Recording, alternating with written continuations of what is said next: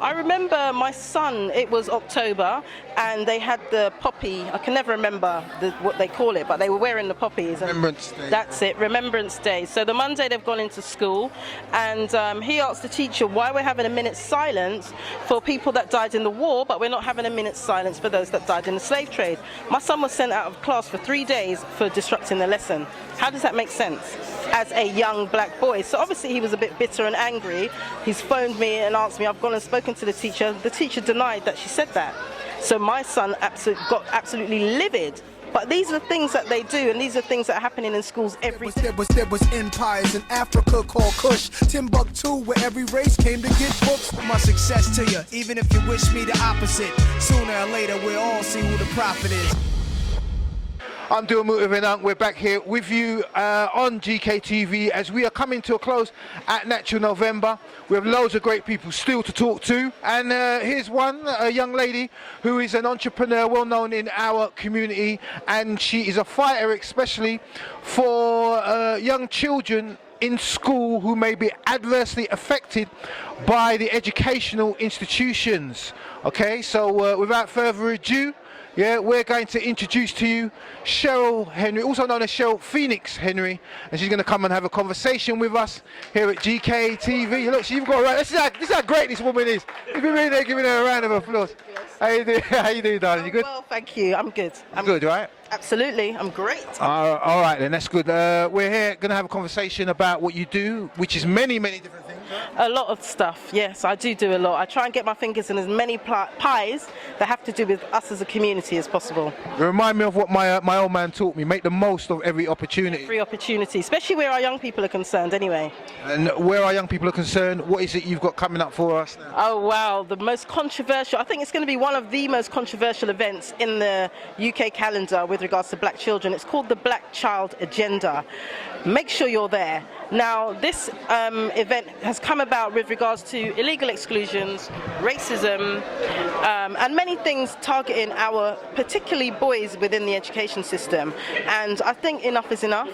With regards to our children being penalised, with regards to our children being excluded, with regards to our children being accused and labelled as drug dealers, with regards to our children being put in proos with no or low expectations, with regards to our teachers telling our children that they are black B words, this needs to stop because we're not complaining, we're not making any noise. So I've put on this event so that parents can come down, they can find out where their rights are, they can find out the facts of what they can do with regards to the school, and they can also find out other groups that are out there within their area that can actually support them as well. Admire what you're doing at this present time. A lot of people would say that, oh, we might be rabble-rousing, or, you know, the teachers are always right, you know, sometimes our children, they can be a bit unruly, etc. What would you say to that?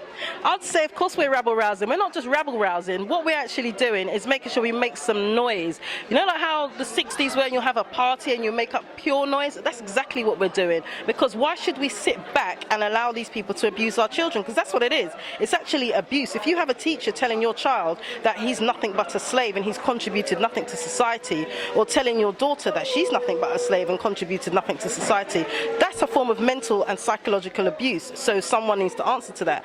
If you have parents and teachers, or parents that are scared of teachers, why are you scared of a teacher? It's only a human being. A lot of these women and teachers have never come into contact with black people or black children. Some of our children, don't get me wrong, they can be naughty. I think most of us can safely say from the age of about 14, 15 upwards, we all did something quite naughty. Yeah, so why do we have to be criminalised for that? Why is it only black students that have been criminalised for being children? What you're saying is very real, yeah. As I said, a lot of people may think, we're being exaggerating. The event that you're putting on, it's actually going to feature real life experiences from people who are going through some of the things you're talking about now, right? Absolutely, and I'm a testament to some of the things, the reasoning behind putting on the event, and the whole rabble rousing is all some of these people need to do is go onto YouTube and maybe Google illegal exclusions, and there is a stream of information from what they may classify as the mainstream media or the media that they trust, and they will actually see that within the same media they can see that there is a problem and a huge issue with racism within the education system. So it's not me rabble rousing, and even if it is, so what? What you're saying at this present time, there is an awful lot of exclusions happening, and it seems as if black children are treated differently to other children. In fact, they're treated more harshly. It's similar to what we experience in the criminal justice system, right? Absolutely. And children, black children are. I remember my son, it was October, and they had the poppy. I can never remember what they call it, but they were wearing the poppies. Remembrance Day. That's it, Remembrance Day. So the Monday they've gone into school, and he asked the teacher why we're having a minute's silence for people that died in the war, but we're not having a minute's silence for those that died in the slave trade. My son was sent out of class for 3 days for disrupting the lesson. How does that make sense as a young black boy? So obviously he was a bit bitter and angry. He's phoned me and asked me, I've gone and spoken to the teacher. The teacher denied that she said that. So my son got absolutely livid. But these are things that they do, and these are things that are happening in schools every day. That's just a very, very minor instance. There's a lot of cases of teachers telling young black boys that they're black bees. You've got teachers telling young black girls that they're nothing but prostitutes. These are the things that are happening, and you would probably never believe it, but this is happening in schools. Parents don't feel that they have anywhere to turn because the schools are going to support the teachers. You go to the education authority, they can't do anything because most of these schools are now independent academies, so they're a law unto themselves. And you go to Ofsted, they don't really care. So where do you go as a parent? And what are you hoping the outcome will be from your event? The outcome from the event is to basically give parents advice, give parents long-term support so that they know there's somewhere they can go and there's somehow that they can actually fight the teachers and can actually fight the system. We're not saying that all schools are bad, and we're not saying that all teachers have racist tendencies. However, there's far too many of our children that are leaving schools with no qualifications and being criminalized in the system and by the system, and it's starting from the schools. All these things we see with stats of gun violence and street violence, it's come from somewhere. Why are these children at home during the day when they should be at school? Because they've been illegally excluded. So the outcomes for us at the event is to basically arm parents with the correct information they need, with making sure they get the knowledge they need, and making sure that we work. There's a lot of things that are going to happen, but I can't say today.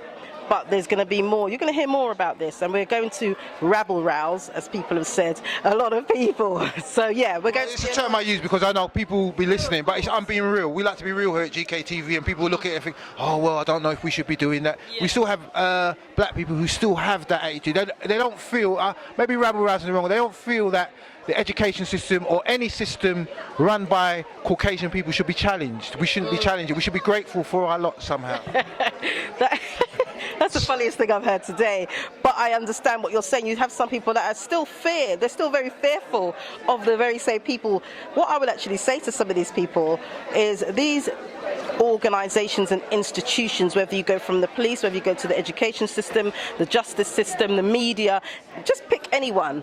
Tell me in the last 300 to 500 years till day what they have done that was good or beneficial to any black person in the UK, in America, in Africa, anything that they've done that's benefited us as a community. Because the education system doesn't benefit us because we were the ones that talked about maths, English and science. We told them about maths, English and science. So we can still do that. Most of us know how to read and write. So I don't know what's in this curriculum that everyone seems to want to get their hands on. That's so great that our children need to actually be within this system that is actually dumbing them down. Even how they read from right to left. We don't originally read from right to left, and they're telling you your child is stupid.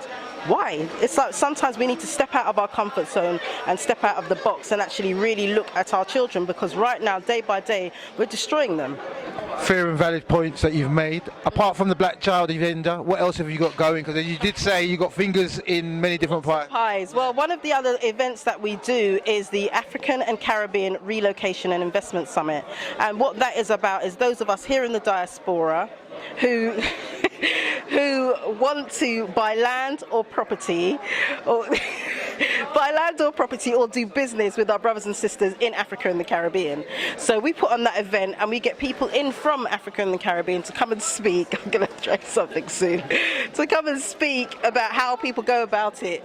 Then we have the UK Black Links Business Expo. That's for those of us, a day similar to today with regards to, but what we also offer as well is talks on getting access to business finance, how to expand your business. And this year's event, we're going to make it a 2-day event. So we're also going to incorporate the young entrepreneurs, because a lot of our young people are entrepreneurial, but they've got no platform to actually showcase their business services. So we're going to do that as well and give them a young give them a platform. Thank you so much for coming and speaking with us. Thank you very much. And would you give us a little mention? Got Kush TV.